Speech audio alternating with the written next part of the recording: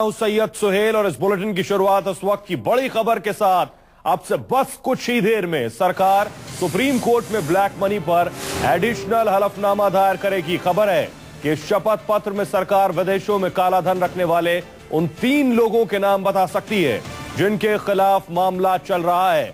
बड़ी खबर इस वक्त आ रही है सीधे सुप्रीम कोर्ट से कि आज 3 लोगों के नाम सरकार बता सकती है। काला धन रखने वाले 3 नाम, यानी उन 3 नामों का आज खुलासा मुमकिन है जिनका विदेशों में काला धन जमा है। ये वो 3 नाम कौन है, सबकी इसी पर रहेगी नजर। प्रभाकर मिश्रा हमारे सहयोगी सुप्रीम कोर्ट से सीधे जुड़ रहे हैं हमारे साथ। प्रभाकर, आज सबकी निगाहें इसी पर रहने वाली हैं कि आखिर ये 3 नाम कौन होंगे। देखिए, ठीक 10:30 बजे अटॉर्नी जनरल ने मुख्य न्यायाधीश की बेंच के सामने ये बताया कि आज सरकार की तरफ से काले धन के मामले में एक एडिशनल हलफनामा दायर किया जाना है। उस हलफनामे में 3 लोगों का नाम है। बताया जा रहा है कि 3 लोगों का नाम रखा जाएगा सामने, जो जिनका काला धन है विदेशों में, उनको रिवील किया जाएगा। और ये भी बताया जा रहा है कि जो लोग हैं इनके खिलाफ, इनका नाम इसलिए रिवील किया जा रहा है कि इनके खिलाफ प्रोसिक्यूशन की कार्रवाई ऑलरेडी शुरू हो चुकी है।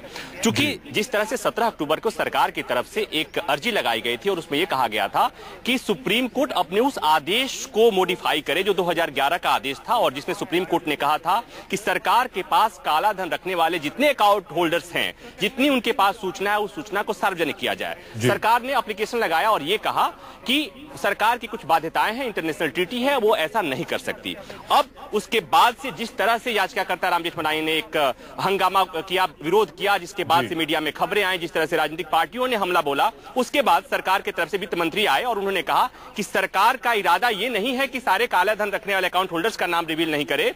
सरकार का इरादा यह, सरकार बस ये करना चाहती है कि जिनके खिलाफ सबूत हैं उन्हीं लोगों का नाम रिवील किया जा सकता है। और उसी प्रभाकर जिनके खाते में काला धन है विदेशों में, उनका नाम उजागर किया जाए। एक महत्वपूर्ण बात यह बताइए, जो 3 नाम आज प्रभाकर जिनके खाते में काला धन है विदेशों में, उनका नाम उजागर किया जाए। एक महत्वपूर्ण बात यह बताइए, जो 3 नाम आज उजागर होने वाले हैं, क्या इनमें कोई राजनीतिक शख्सियत भी हो सकती है? सरकार के पास करीब 134 नामों के लिए सुहेल, यही बात गौर करने वाली बात है कि यूपीए सरकार ने भी 27 लोगों का नाम दिया था सुप्रीम कोर्ट के सामने। 18 लोगों का नाम सार्वजनिक हुआ था और उसमें एक भी राजनेता नहीं था, एक भी ऐसा नाम नहीं था जिसे आम आदमी जानता हो।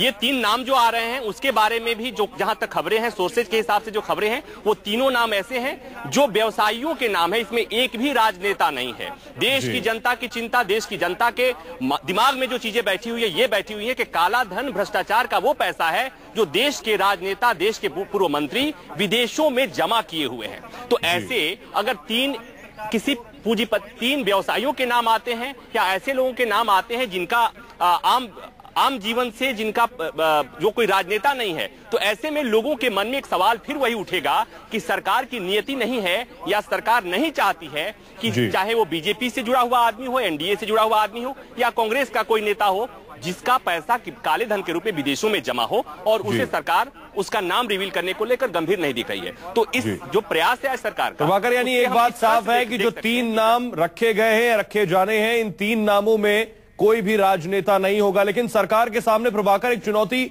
बड़ी ये भी है कि बेशक विदेशों में खाते हैं लोगों के, व्यवसायियों के या राजनेताओं के, उन खातों में जो जमा धन है वो काला धन है या नहीं, इसे भी साबित करना ये एक बड़ा चैलेंज है। और आपको नाम पता चल जाएगा, लेकिन हम आपको बताते हैं कि निश्चित तौर पर सुहेल, जो व्यवस्था है, $1,25,000 सालाना अगर विदेशी बैंक में जमा किया जाता है और उस पर टैक्स चुकाया हुआ है, तो उस तरह के पैसे को जमा करना कोई अपराध नहीं है।